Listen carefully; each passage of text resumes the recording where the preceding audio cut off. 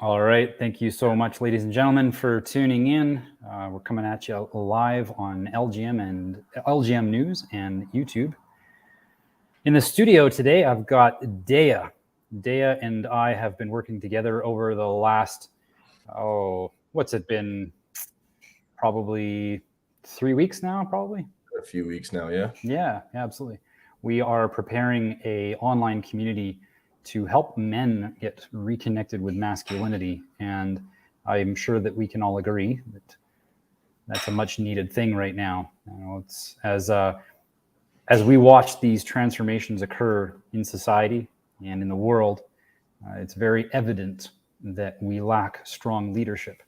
And a big component of that, I believe, is the emasculation of men, especially done so by our Marxist ideologies that are coming down through schools. And so, as a big passion of mine is to help communities set up and decentralize their education systems. This is a topic very near and dear to my heart. And so we've got Daya in the studio here, and soon to join with us would be Greg from Lifecraft. And Daya, why don't you just give yourself, give us a little bit of background on how you got started on this path. Like, what was it for you that was the catalyst where you knew that this was your calling? Oh man, it's been a process. It's taken, I would say, probably the better part of a decade, and it's been, it's kind of shifted from different areas. It started out quite woke in its nature. Actually, I was trying to better myself in that direction before it really appeared to be going in that toxic direction where it was kind of, we were losing our handle on it. I was actually quite left-leaning and progressive. I was focusing on yoga and meditation and getting teacher trainings and things like that to try and participate in that healing community. And it took me down a path of a whole bunch of different trainings and certificates and things like that. I became an RMT for a little while, and while I was going to school for RMT, I started doing men's work and started getting involved in different leadership trainings and those kinds of communities, and really taking part in a bunch of different men's groups and learning about masculinity, taking part in a bunch of different courses and things like that. And through that process, it really opened me up and it was beneficial. But it didn't take long for me to start to recognize and realize that there was a softness that was kind of insidiously peeking its way through even those trainings and courses and groups. There was something that was a bit of a disconnect. It was very talk heavy, very more intellectual and less embodied. It was not calling on men to engage and actually solve the problems that were plaguing us. And so I feel like the recognition of that, seeing that men actually need to be taking agency in their life, they need to be actually engaging in the healing process. We can't just lean on vulnerability. Vulnerability is great, but it can't carry this movement of healing men and solving this problem of masculinity. The wokeness and progressive nature is incongruent with masculinity at its core. And we'll talk about it in a little bit. We're going to get into what masculinity is, and we'll talk about kind of those primordial foundational energies that make up our world and how they actually work in balance and how they create cohesiveness, that we can't have only one. But we'll get more in detail there in a minute. Yeah, that's awesome. You mentioned, that you had exposure to the training masculinity, but still with a more woke mindset. I know, what was your first reaction when some of these principles were introduced to you? Did you kind of reel at them at first, or was it like, no, this is I know this is what I want? Are you talking about which side? Sorry. Yeah. So as you were beginning this journey, and as you were being first introduced to some of the traits of masculinity, did you find an attraction towards it, or did you at first kind of buck it? Yeah, no, it made sense. Like it made sense. Like at the core of my being, I could feel it in my gut. Like there's a deep need to connect to masculinity, and I think in all men. I think that there's a calling, like whether people listen, like whether men are listening to it or they're not. I think that there is something nagging at them to meet this. So Mm-hmm. That was definitely the case for me. Yeah. I just noticed Greg just texted me saying that it's not letting him in, but he's using Safari. So Oh yeah, you need to use Chrome, I think. usually I use Brave or Chrome. Yeah. So let's address what is masculinity and how is it that well, let's start. We'll start with that. How is it? What does the masculinity mean to you, and how do you see its divinity come to fruition? Yeah, I think masculinity is one half of the equation, right? Like everything in our world is made up. We live in a world of duality, and so masculinity is only one half, and the other side is femininity. So uh, yeah, we need to work in balance, and it makes up all of our entire world. So yeah. Yeah, awesome. And then, in light of that, what is it that men would need? What is it that men would need to more fully express their own masculinity? Well, I think going back a little bit just to talk a bit more about masculinity and Oh what yeah, it sure. is, Yeah. it's a foundational aspect. Like it is those energies. And I think we can look at and we can see the way to embody those traits of masculinity and femininity through nature. So we need to really look to nature to see what those traits are. And we can look back through history and how we've engaged and how they manifest in male physiology and female physiology. The masculine in males and the feminine in females, and we can see that traditionally masculinity is portrayed with harder lines, angles, strength. It has a more like a more stable place within nature, and femininity is much more fluid. It's much more creative. It has more curved lines. It's that like, for an example, like would be like the mountain is a great image of masculinity, whereas the leaf, like a leaf or a tree, is much more feminine in nature. In family dynamics, we have protective, guiding, leading energies and ways in which men are showing up to showcase masculinity, in conjunction with feminine taking place or embodying compassion and love and nurturing.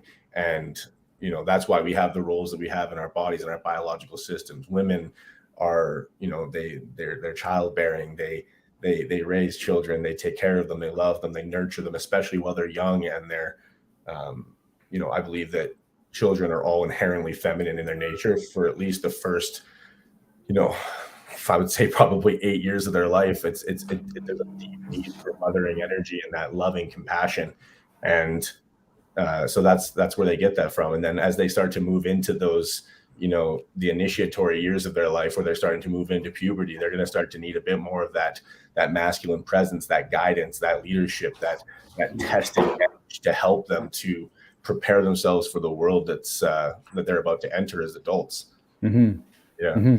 And what I mean, there's been tons of studies talking about how children in fatherless homes, have higher rates of suicide in adolescence, and even smaller brain mass in some cases. Even the power of language, they have a smaller vocabulary. All these different things happen. What do you see are what masculine roles, or rather, how does the masculine show up? Say for a son or a daughter that's specifically sons. How is it that we can start training them in masculinity when they're 5, 6, 10 years old, before they reach that age of adolescence, where they become less feminine? Yeah, I think it's about being able to gauge and transition the amount of like your love to discipline ratio, right? And the father figure is typically there to create structure, to create boundaries, to create those boundaries for the kids, so they understand what they're coming into. And as they start to transition out of those earlier years and they're moving into the that 7, 8, 9 years old, especially boys, they're going to need a bit more of that structure and discipline. And I think that there's probably a strong correlation between the development of that young boy transitioning into manhood if they don't have enough discipline, enough structure, enough challenge, that they aren't able to fully come into themselves as men. They start to stifle. They start to come in on themselves a little bit. They think the world owes them something, and I think there's not as much capacity for them to kind of break out and become themselves. If that makes sense. Oh yeah, no, totally. It makes total sense. And while you were chatting there, Greg made it on, and Greg, you know, we were just talking about the importance of masculinity in family rearing. You know, what have you noticed? I mean, you're a father as well. What have you noticed is really important for your sons and daughters to have as a masculine presence in the home? Yeah. Wow, what a good question. You know, my kids are still young. My oldest is 5. It's our oldest daughter, and then I have a son who's 3, and a daughter who's 1. And you know, if you would ask me before I was a parent, I would have thought that masculinity as a dad is more important for our boys, for our sons. And I certainly don't believe that anymore. You know, I'm not sure I believe that it's more important for the daughters, but man, I can see how important it is for my little girls to see me stand in power, but with grace, to see me stand in strength and be purposeful, but not forceful. You know, I love this analogy of the tiger and the chain. You know,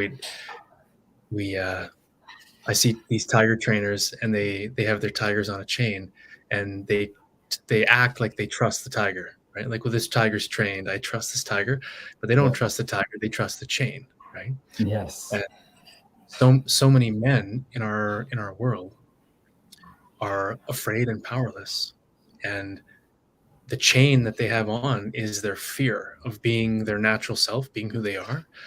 And so people trust them because they know they're weak. People trust them because they know they won't do anything, and do anything in either direction, good or bad. And I really pride myself on being a tiger without a chain who can be trusted. You know, and Jordan Peterson talks about, you know, being dangerous, right? And right. I think authentic masculinity is incredible power and danger that is tempered by grace, and that's, I think, what we all need to be coming into is the capacity to be full men and be tempered to be in society. Does that make sense? Oh yeah, absolutely. I love that. Yeah. I love awesome. like what you had to say about fathering daughters, because I think it's, like you said, it's so important for us to be that. I don't think we're being the role model and representative of what our daughters should be looking for in men. And when we do that in a really good way, we're able to help our women really lead the way in holding men accountable to what the expectation of, you know, progressing our species is. We get called to a greater presence when the women in our world are the ones making the decisions to promote the reproductive nature of our species, right? If we allow them to grow up fatherless or with weak fathers, that's what they look for in men, or they look for wounded men that are going to disappear on them, and they don't hold them to that level of accountability. And that's kind of the way that we progress. Ultimately, they're the greatest dictators of what genes are going to be passed forward. Yeah, beautifully said. No, that you know, for myself, you know, the masculine role that I had was the tiger that wasn't to be trusted, and so I can recognize, you know, where that weakness can occur. What do you feel men need to more fully express their masculinity, so that they are standing in their power? Yeah, I think there's quite a bit that needs to be done. I'd say the primary points are going to be around the way, like, the actions in which we live our life. You know, it's going to be through living through a strong set of foundational values and really connecting to them, understanding how you live through them. And then there's also just the standard practices that are going to help you live a better life. So, like, being really keenly aware of what you're putting in your body, how much time you're taking to sleep, and making sure that you're actually physically able to embody what masculinity is. And like it's a big energy to hold in ourselves.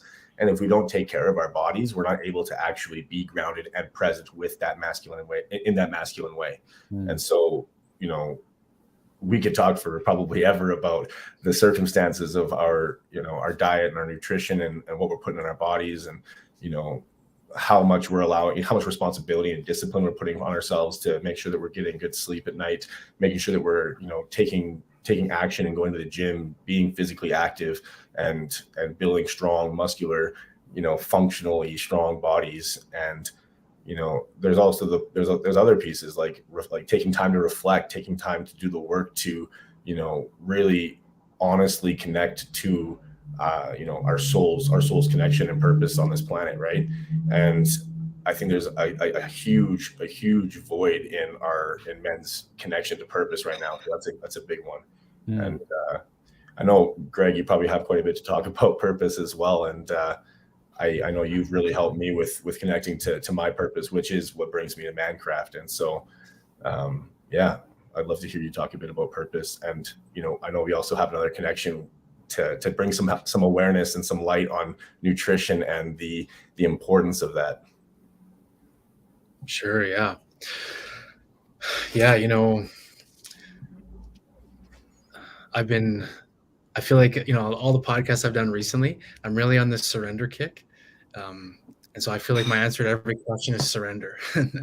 And I feel like my answer to this one is surrender too. You know, I think when we as men surrender to who we really are, and we allow ourselves to be who we are outside of any egoic constructs we might have created, any self-created identities that we think are keeping us safe, that will lead us to a full authentic expression of our masculinity as men. And purpose is so, you know, we can talk about purpose in so many ways. And one way that's unique that I want to talk about now is that a purposeful life is such a beautiful, it is the highest calling for all of us. A purposeful life is the most meaningful, fulfilling experience of human life.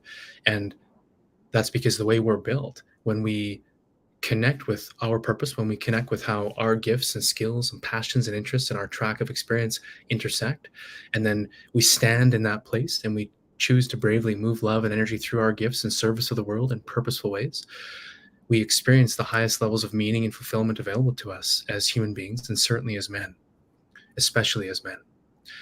And that's the way we're built, and the way the universe is built. When we live in purpose, we are contributing the most we can, both energetically and tangibly, to the world. And so we are, of course, manifesting the most abundance, safety.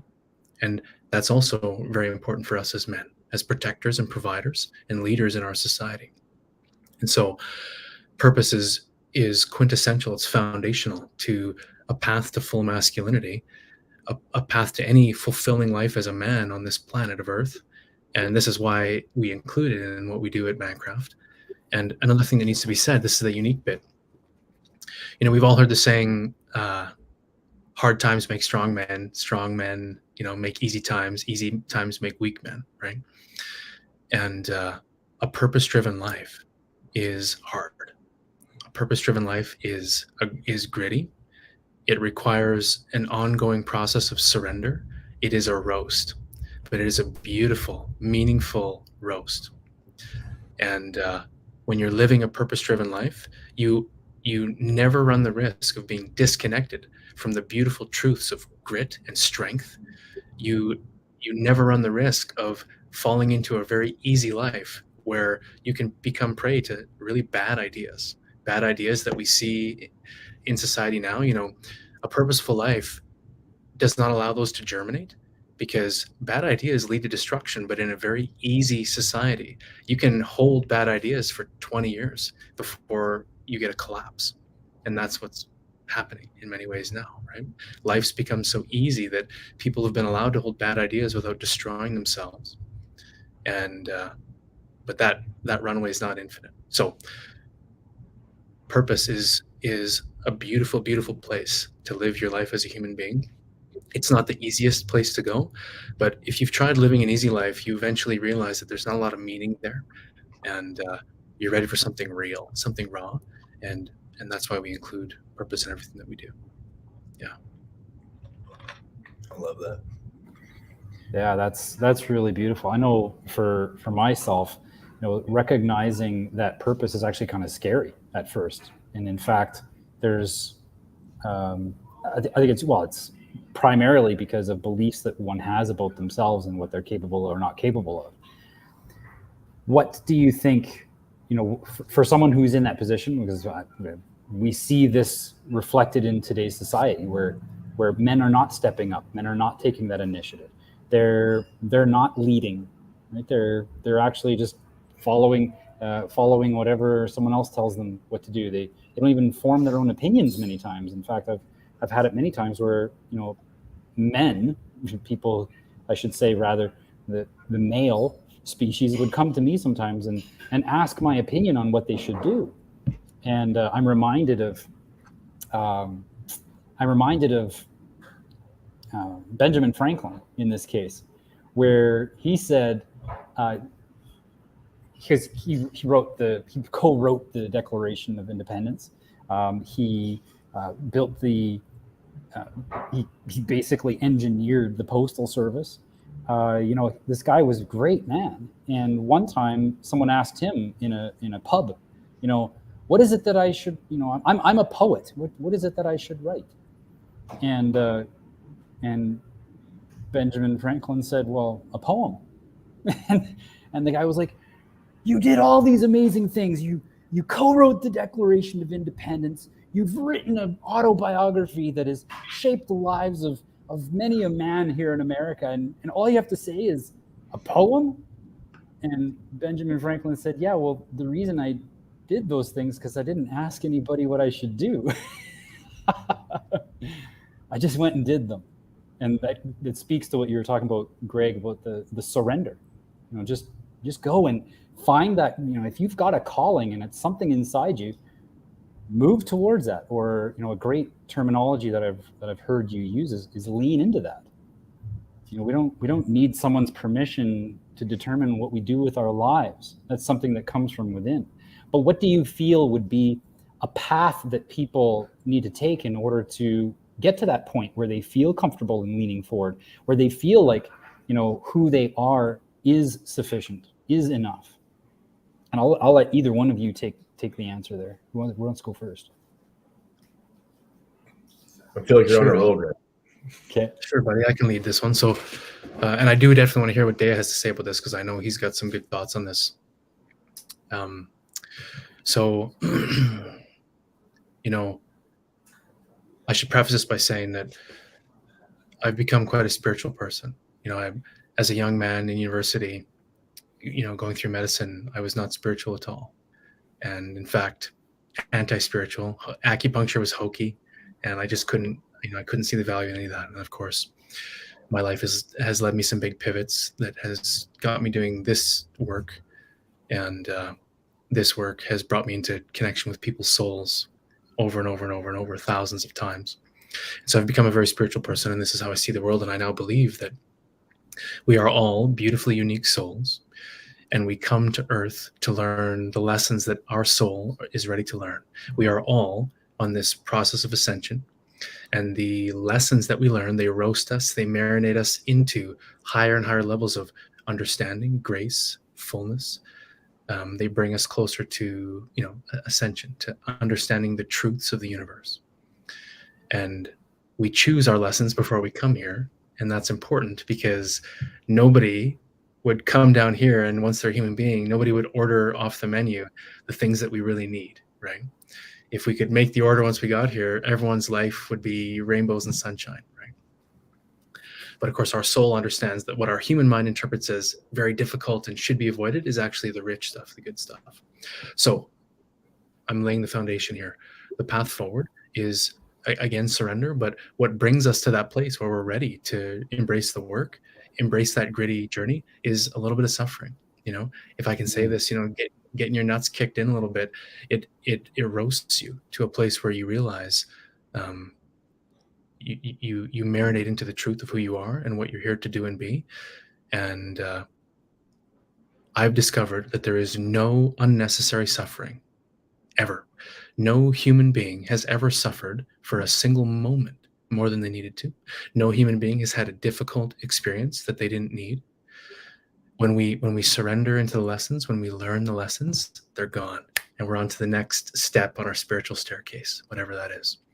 And so being able to fully embrace the work usually means you've roasted a bit, you've suffered a little bit, and that has marinated you, it has softened you to a willingness to surrender into this path. Yeah. Does that answer your question, Paul? Oh, we got you muted there, Paul. Yeah, sorry about that. Someone was asking me a question and I wanted to mute so that they could ask. Thank you. Yeah, that was beautifully said. Daya, what do you have to bounce off of that? I like that. I like the balance between Greg and I, because Greg is very eloquent in his spiritual connection, and I frequently refer to myself as much more of a hammer. I'm looking for nails usually. So I like it, and I think he's right. I think that I do agree in my heart, and I'm just not quite as well versed in that connection to choosing the way we come here. And but I do know that is true, and you know, finding our way to that place is in reality, in this physical existence, is what I think is most important. And I love what you talk about, discomfort and pain and suffering being the guide to what we need. And I think that the path forward is going to involve the call to action and taking agency and allowing ourselves to really, like you were saying earlier, lean into those places of discomfort and letting ourselves roast. Not always choosing the easy way out, even though, you know, our society and our culture is really promoting that as the path forward for us. You know, we can always defer our discomfort. We can always take a path of least resistance, and we shy away from those resistance points. And they're really, those are the juicy places that allow for us to really build our strength, really find ourselves, give ourselves the opportunity to surrender, because we can run away from surrender forever. And we see it. I mean, I see it all the time. I see people just absolutely terrified of that, and they tuck tail and run. And I think the path forward, again, is going to be a big piece of that is going to be in, you know, supporting our future generations, you know. And if you go to the ManCraft website, you'll see that we have a portion on what's missing in masculinity today. And I think a big piece is that initiation. I think when we are bringing our future men into this world, we aren't preparing them with the appropriate discipline as a society, as fathers, and we aren't really giving them the appropriate guidelines and the appropriate safety measures to trust that the universe and that God has our back, and that we will never be given more than we are capable of. You know, that like our level of suffering that we surrender into is always exactly what we need, and we need to know that. We need to feel that trust. We need to be shown that. And I think that a big piece of that comes from a formal initiation process into a fully functional man. And I see a lot of men today that have missed out on that opportunity, and now they're learning the really hard way. And that's through having to, you know, swim through and swim against the current, and, you know, think that they're getting some easy ride when they're actually just prolonging this suffering and masking it as you know, some easy life, some you know, path of least resistance. And it's really just it's counterproductive in my estimation. Yeah, no, I completely agree. And one of the things that you mentioned there was, you know, the initiation, that's something that that we need to reconnect with as masculine. You know, that it's something that is definitely missing. You know, I was never really ever initiated into anything except for, you know, a baseball team, you know. And I think that you've mentioned other things too, that, you know, that we can pull, you know, that we can draw into ourselves to reconnect to that masculinity. And what are those other things that you've talked about? We talked about, like, I mean, there's a whole bunch of different things we can do, like practices and things like that. We can get into, you know, I think the masculine essence, like when we're looking for ways to hone our bodies to be able to hold that, we're living in the modern world. It doesn't work the same way. Like in days past, in historical times, we'd be able to, we'd be, working the fields, we'd be farming, we'd be hunting, we'd be gathering, we'd be doing all of these things that would force us into presence. They would demand our presence. Whereas now we're given all of these escapes. And so we have to really, really bring in a good set of structured discipline for our values so that we can, push ourselves to a place where we aren't just sitting on our couches. We aren't just avoiding going. We're going to the gym. We're engaging in physical activities. We are, not just choosing the easy way out with our diet. We're actually trying to give ourselves proper nutrition. We're, having structure and discipline with how we're treating our bodies for sleep, because I know for myself, it's been an absolute mission trying to get myself to bring myself to a place where I sleep better and I feel better in my body because of it. And I see it in people all the time. I talk to them, they're having just terrible sleep hygiene. And, our body's biochemistry responds really well to that. And when our body is in a really, in a healthy alignment, we are going to be producing all of the biochemistry that's required for masculinity to thrive and show up for us. And all of those things like physical activity, eating, sleeping, reflecting, silence, like getting some time away from the madness of our world and being able to just really reflect with ourselves is gonna create those circumstances. Does that answer the question? Yeah, definitely, absolutely.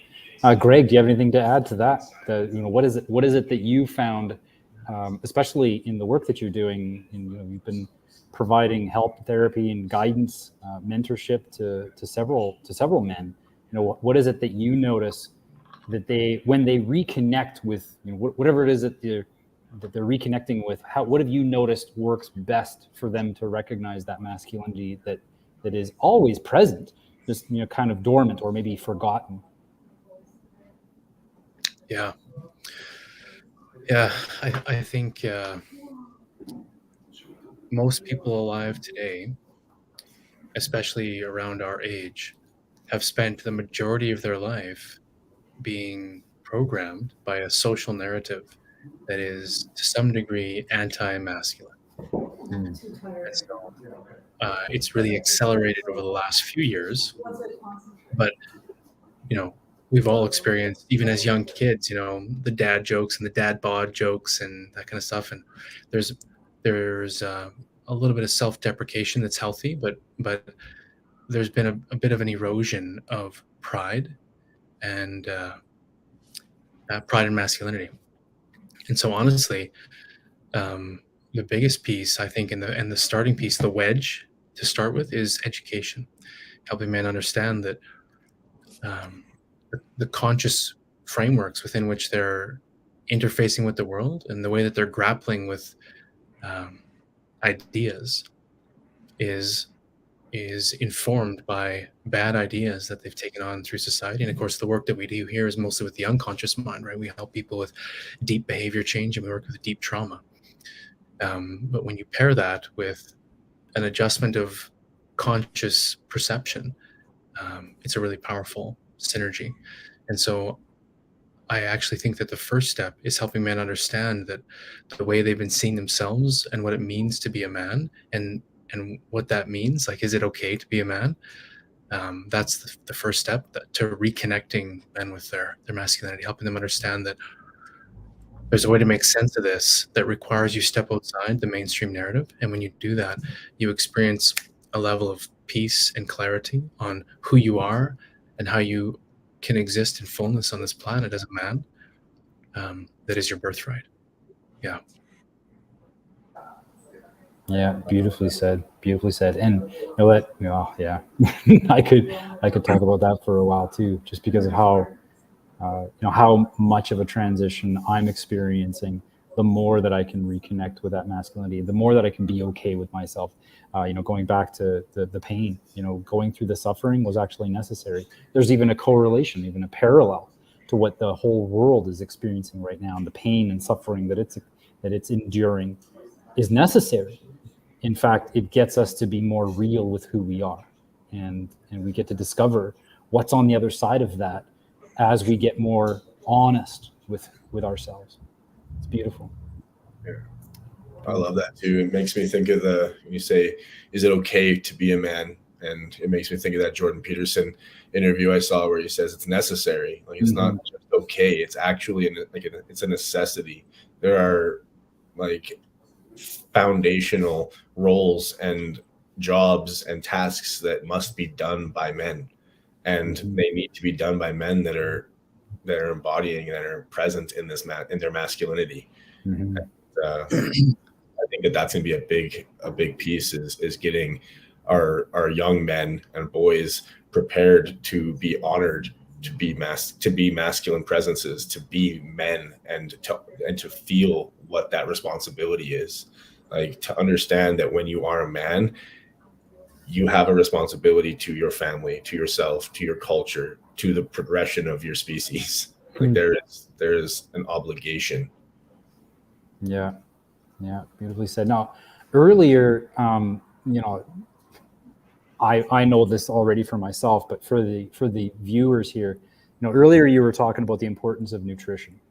Why do you think that that's so important? Because I mean, the availability of food today is still pretty good. I mean, there's talk about supply chains going down, but I mean, we still have access to a lot of the foods that we've been used to having. And, I still like to grab myself my peanut butter cups all, So why do you feel that nutrition needs to be a big focus when it comes to masculinity? Because it seems kind of like almost like a different study altogether. Holy moly.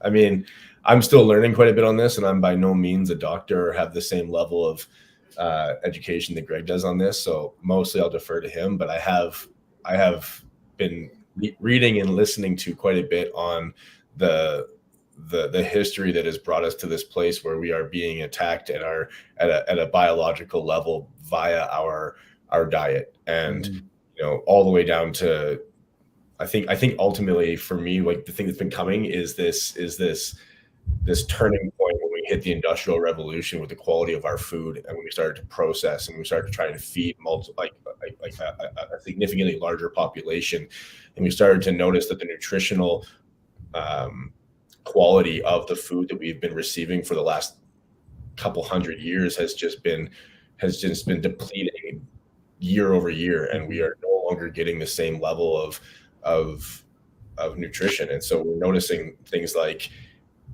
I think the thing that stood out the most for me, I was reading the other day, was about raw milk versus processed pasteurized milk, and how our milk nowadays and our cheeses are just devoid of vitamin K, and it's seriously impacting in relationship to masculinity. It's impacting the way that our jaws form, or the way that our genes are manifesting, and we're getting this modern man, like, that's been progressing over the last however many generations, where we're having softer chins, we're having fucked up teeth, and we're having smaller stature, and like, this is it's something that really needs to be addressed. And if we can get the awareness and we can start to get in there with it, we can reverse it. This isn't a nail in the coffin.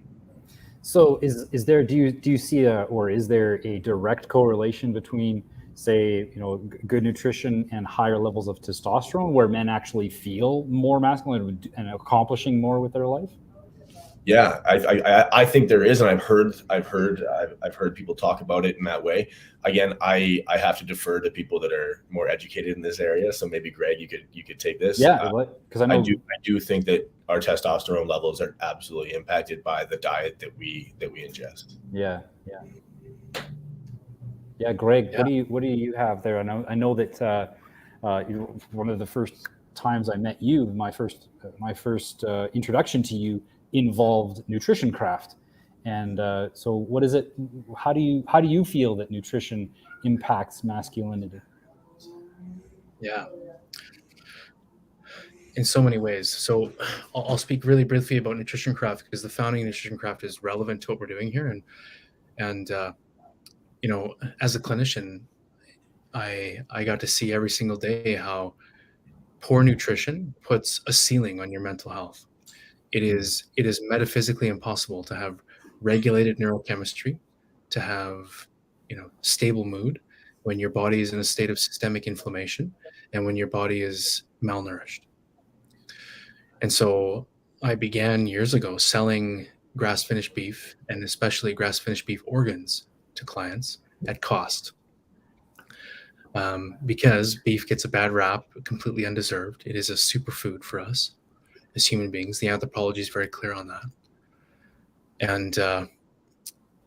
And then when the pandemic hit, we started to have some gentle concern about food supply, and we started to realize that we've lost our connection to how we've lost our relationship with food and the earth, which is a very sacred and important thing that's very important for men and masculinity, but women too, of course, human beings in general. And so Nutrition Craft has evolved into a program where we now source the highest quality foods. We've designed ideal diets for all the animals, and we work with local farmers who will adopt our diets, and then we buy their entire herd, their entire flock.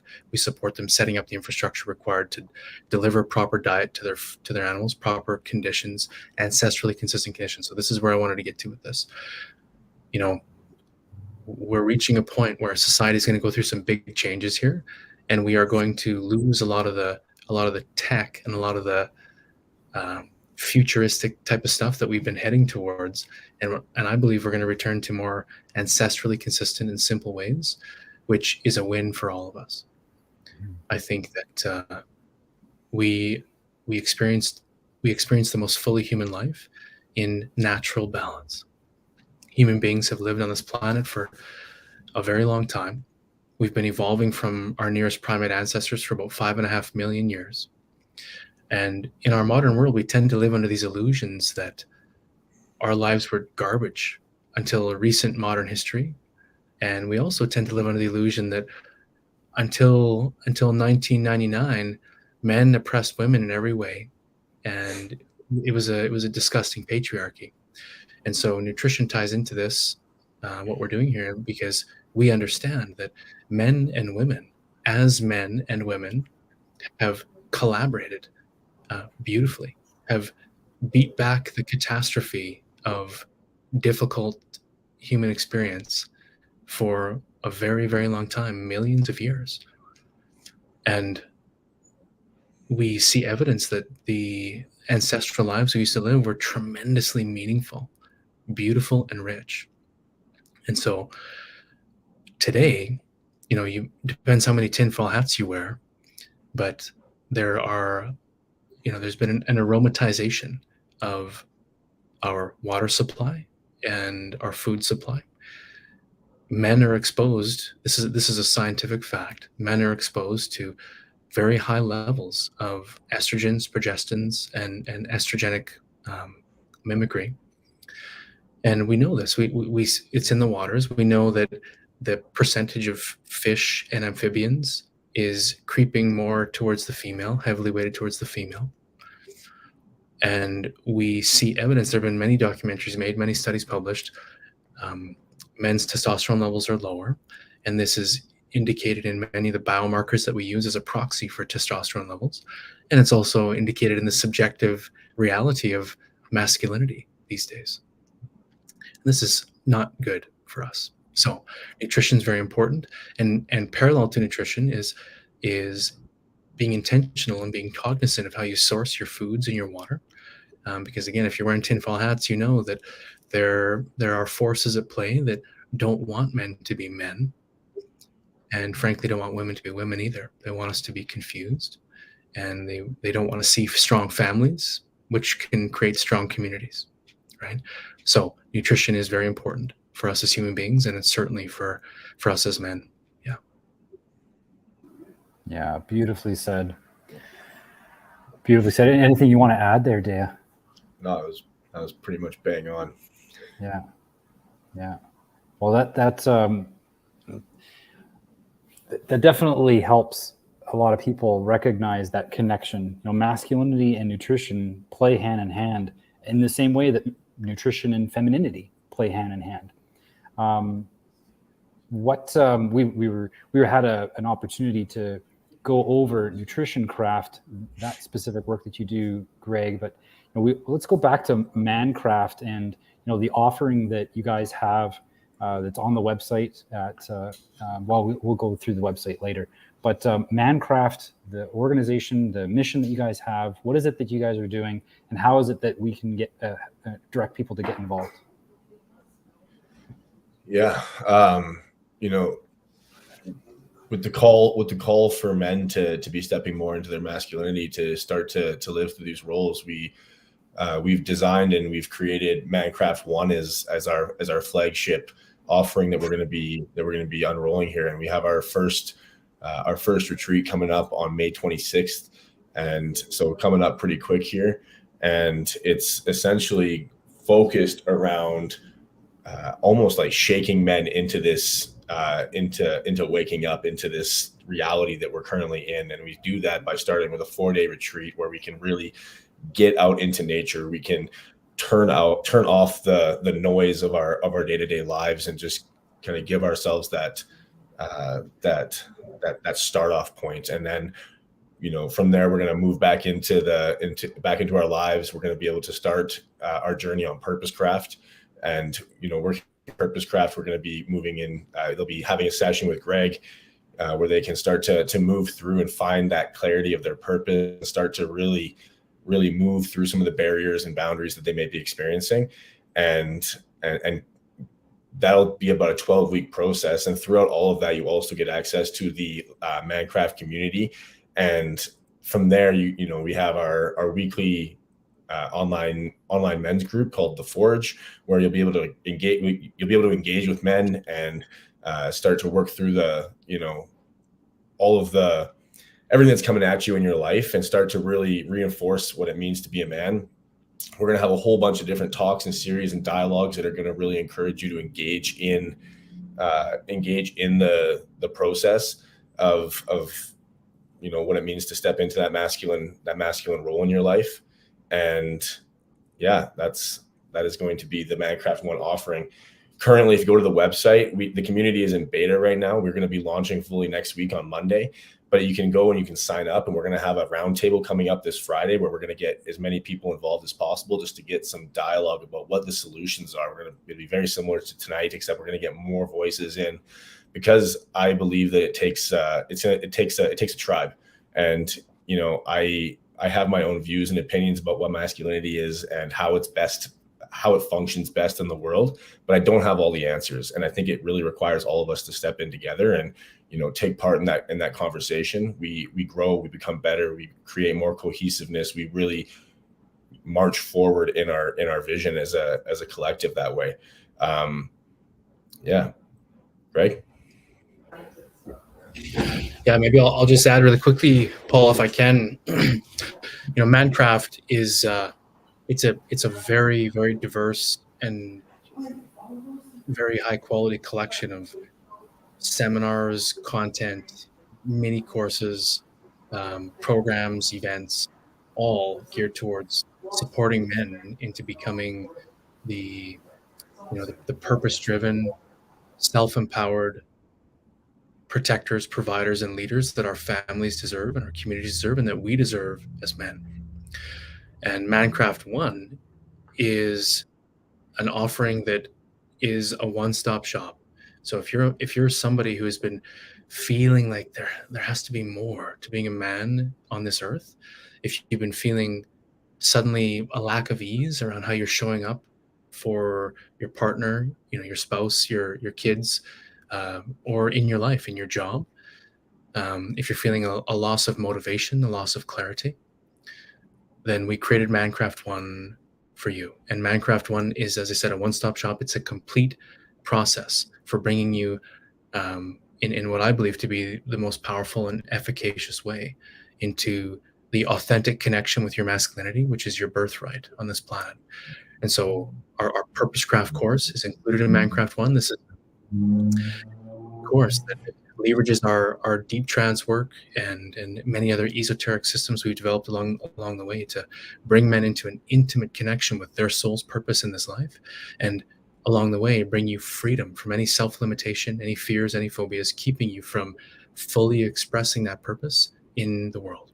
So Purposecraft, then Daya mentioned the backcountry retreat. This is a beautiful experience, and we chose to do these back in nature and not in an Airbnb somewhere, because you simply can't spend 4 days in nature unplugged without having an embodied experience of the beautiful balance between masculine and feminine, and without coming away from that knowing that this is it's a polarity, right? Masculine and feminine are both essential. They dance beautifully together, and they are two separate things that we can delineate, and that's important. Nature is metal, and when you spend 4 days out there with a group of men, you get to feel how important that balance is. So that retreat involves a lot of programming, breath work, some really cool adventure. We got some really cool climbs and backcountry alpinism and stuff that we make accessible to everybody. So you're going to have the most metal experience you've ever had on a mountain, and have some cool drone videos to bring home. And then the third piece of ManCraft 1 is, of course, the community that Day has been building and all this amazing content. It's starting to look kind of like the Daily Wire, right? Some really cool, high quality stuff, well produced stuff that is going to be very high value for guys. And so those three things together, we selected them intentionally. That wasn't just the three things we pulled out of a hat. We wanted to create an offering that would stand alone and that would tick all the boxes, that could bring you from wherever you are to the fullest expression of your masculinity in the most beautiful, balanced way, in a way that is in honor and in service of your community, your family. And that's really what masculinity is all about, right? Yeah.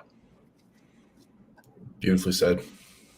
Yeah, that is awesome. And so let's just quickly go over, you talked about the ManCraft 1, the retreat, Purposecraft, but that community, how is it that people can get started with that? Best way to get started with that, again, it's in beta right now. So if you go to the website, which I think is down here, we'll have the link posted. You're able to go and register for the round table that we're having this Friday, and then you can register for the Discord community that we have for ManCraft. And again, it will be launching next week, so we're looking forward to having you there.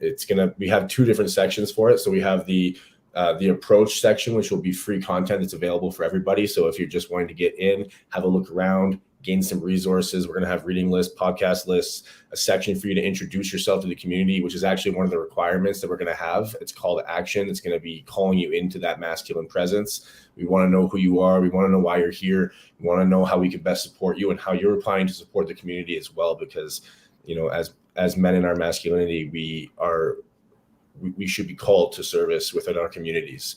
And we will also have the Ascend section, which is going to be our premium section you can pay for. We'll have the ability for you to upgrade to that, and you'll have access to a list of different series of content related to masculinity. And an example would be the Roles in Masculinity series, where we're going to be talking about how brotherhood works, how, we're going to be talking about fatherhood, we're going to be talking about how to be a husband, how to show up in a relationship. We're going to be speaking about leadership as well. And we'll get into some of the in-depth foundational values that we think are most important to masculinity. We'll also be getting into the history of masculinity. So in this talk, Greg was talking really eloquently about the depending on what tinfoil hats you're wearing, the attack on masculinity that's happening. And we're going to get into some of the progression of how we've found ourselves in this place where we have men that feel that maybe it's not okay to be a man. And we're going to get into that in a more in-depth way. And we're also we're working on some production for a tools, guides, and practices section as well, which will bring you guided practices on breath work, which will be like a conscious connected breath for really getting into your body. We'll also have some breath work for day to day, just to help regulate the body, help you to, call yourself to greater presence. We're going to have some physical practices related to yoga and Kundalini as well. And hopefully more and more will be added, because we really want to put a focus on engagement. We want to put a focus on what you can do rather than just talking about our problems. We really want to have solutions. And so that is what you'll find within the ManCraft community. If you do sign up for the round table, we recommend sharing it as much as possible. We've kind of created this opportunity for people that are coming to share it and get other people to come with you, support the community and how we're going to shape this ManCraft community, because you get to really take part in that. And it's incentivized for you. So the more people you're bringing, the more you're sharing this, the more you're coming and you're taking part in this community, you're going to have the opportunity to get some discounts for the Ascend portion of the ManCraft community. So yeah, I'm really looking forward to seeing lots of men there and, you know, jumping this community off with a bang. Yeah, that's awesome. I've been able to kind of see some of the back end stuff and the work that you've been put together to make it all this happen. And I can tell you, it's the most exciting thing I've ever seen when it comes to a resource for men. I've been seeing this progress for quite some time, and I've been a part of a few communities where masculinity is encouraged and taught, but I haven't seen anything be nearly quite this thorough. And so I'm really, really impressed. And if anybody has been paying attention to my Substack, I definitely did a good expose of or a good introduction to the community. And feel free to ask me questions on there about it. But definitely, I've got the website up there, mancraft.lifecraft.me. And you go through the process there, and we'll look forward to seeing you at that round table, because this is going to be your community. This isn't going to be, you know, Daya's thing or Greg's thing or even Lifecraft's thing. This is going to be your community.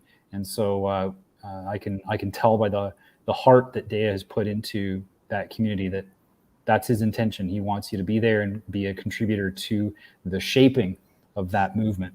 So yeah, anything else you guys want to chat about or close with? Just an immense level of gratitude. I'm excited. I just want so badly to get into the community. I want to meet as many people as possible, and I want to get my hands dirty. I want to get in there. I want to get into the grittiness of it. I want to help shape this new direction we're taking. Yep, absolutely. Greg, anything that you wanted to mention?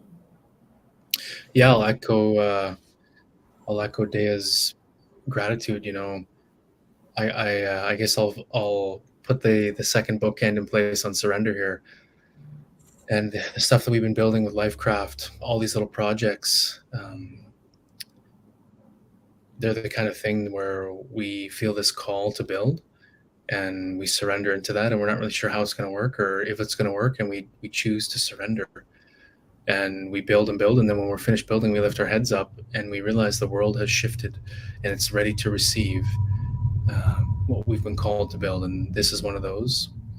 And so I'm deeply grateful to be offering this as a space. And you know, it's very meaningful for us to continue to meet more and more men who are needing this, who are ready to receive this, and we're in a position to offer it. So very grateful. And I don't know, Paul, if people can ask questions, but if anybody has any questions about anything we said here, I'd be happy to speak more in detail. Yeah, there are opportunities for people to ask, but I know that primarily right now we're streaming on a platform where there are no live chat. But no, definitely people, if you're listening to this, reach out. I'm going to put the website up for ManCraft directly, not just the community itself, but this is the information website where you can go and get some questions answered, and especially if you have any questions or want to find out whether or not the retreat is for you, go to that page and schedule a consultation with Daya and talk it out. Figure out whether or not this is going to work for you. And you know, some people may be feeling that, you know, it's kind of a commitment for finances, but I can tell you right now that there is absolutely nothing that is going to rescue the Canadian dollar from its decimation. And the most important thing that you can invest in is going to be increasing in value between now and the other side of this transition through the fourth industrial revolution. And if it's not you that you are investing in, then my question to you is, well, how is it that you're going to increase in value? Because, you know, as men, we have that calling, that mission to be better than we were the day before, to outperform, you know, what is it we were capable of doing before.